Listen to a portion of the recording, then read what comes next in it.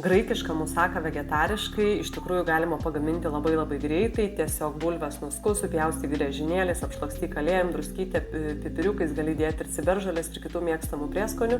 Ant kepimo popieriaus šauki orkaitę, iškepkės, tada baklažanus supjaustyk griežinėliais irgi apšlakstyk alyvuogių aliejumi, gali keptuvėje apkepti arba apkepti orkaitėje su druskytės trupučio ir atidėti į šoną. Bulves iškeptas atidėti į šoną, per naktį iš vakaro užsimerkti lęšius geriausia, bet jeigu nespėjai, ką padarysi, dėk lauro lapą ir virk, išvirus lęšiams, į pabaigą gali druskytės įdėti, ant keptuvės pakepink svogūniukus, česnako skirteles, įdėk prieskonių ir sudėk išvirtus lęšius, taip pat įdėk trintų pomidorų ir viską patroškink ir dar pabaigoji druskytės.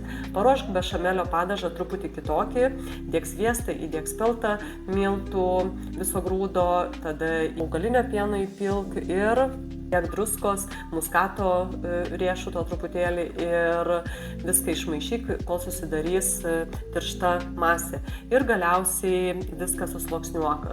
Ant skardos dėk iškeptas bulves, tada baklažanus, tada lęšių sluoksnį, tada bešamelio padažą pilk ir galiausiai uždėk sūrį, bet gali ir į bešamelio padažą įdėti sūrio. Nebijoju, kad patiko mano receptas, spausk like, dalinkis su draugais ir rašyk komentare daugiau receptų.